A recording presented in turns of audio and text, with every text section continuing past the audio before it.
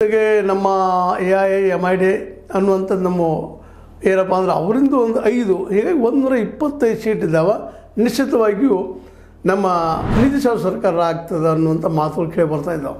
ಹೀಗಾಗಿ ನಿತೀಶ್ ಅವರು ಯಾವುದೇ ಪ್ರಸಂಗದಲ್ಲೂ ಮುಖ್ಯಮಂತ್ರಿ ಸ್ಥಾನವನ್ನು ಬಿಟ್ಟುಕೊಳ್ಳಾರದ ಸ್ಥಿತಿಗೆ ಬಂದಿದ್ದಾರೆ. ಹೀಗಾಗಿ ಅವರು ವಿಶೇಷವಾಗಿ ಈ ಸಂದರ್ಭದಲ್ಲಿ ಅದರಲ್ಲೂ ಮುಖ್ಯವಾಗಿ ರಾಹುಲ್ ಗಾಂಧಿ ಅವರು ಶತಾಯಗತಾಯ ಬದಲಾವಣೆ ಮಾಡಲೇಬೇಕು ಬಿಹಾರದಲ್ಲೇ.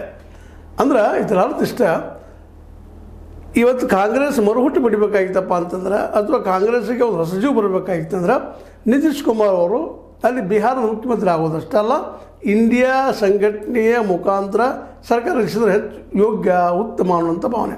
ಇದೇ ಕಾಲಕ್ಕೆ ಇನ್ನುಳಿದ ರಾಜ್ಯಗಳಲ್ಲಿ ವಿರೋಧ ಪಕ್ಷಗಳು ಚಿಕ್ಕ ವಿರೋಧ ಪಕ್ಷಗಳು ಸಹಿತ ಎಲ್ಲರೂ ಇದನ್ನು ಎದುರು ನೋಡ್ತಾ ಇದ್ದಾರೆ. ಯಾಕಂದ್ರೆ ಎಲ್ಲರಿಗೂ ಇವತ್ತು ಈ ಮೋದಿ ಮತ್ತು ಶಾ ಜೋಡಿಯಿಂದಾಗೆ ಭಯ ಹುಡ್ಕೊಂಡಂಗೆ ಆಗಿಬಿಟ್ಟದ. ಯಾಕೆಂತಂದ್ರೆ ಬಿಹಾರದಲ್ಲಿ ಒಂದು ವೇಳೆ ಏನಾದರೂ ಈ ಒಂದು ಸರ್ಕಾರ ಅದರಲ್ಲೂ ನಿತೀಶ್ ಅವ್ರ ಸರ್ಕಾರ ಆಗದೆ ಹೋದ್ರೆ ನಿತೀಶ್ ಅವರು ಸಾಕಷ್ಟು ಅವ್ರಿಗೆ ಆಮಿಷ ನುಡಿಸ್ತಾ ಇದ್ದಾರೆ. ಅದರೊಂದು ಒಪ್ತಾ ಇಲ್ಲ ಅವರು.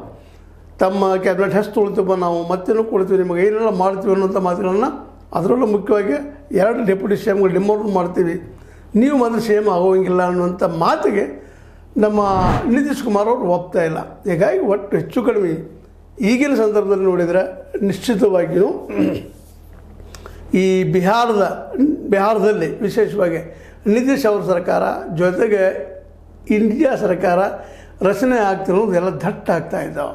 ಹೀಗಾಗಿ ಈಗಾಗಲೇ ಚರ್ಚೆ ನಡೆದ ಇವತ್ತದು ಮುಗಿದು ಹೋಗ್ಬೋದು ಇಷ್ಟರೊಳಗೆ. ಅದೇನಾಗ್ತದೆ ಅನ್ನುವಂಥದ್ದು. ಮತ್ತು ಅದ್ರ ಜೊತೆಗೆ ಇನ್ನೊಂದು ಏನಪ್ಪ ಸಪೋಸ್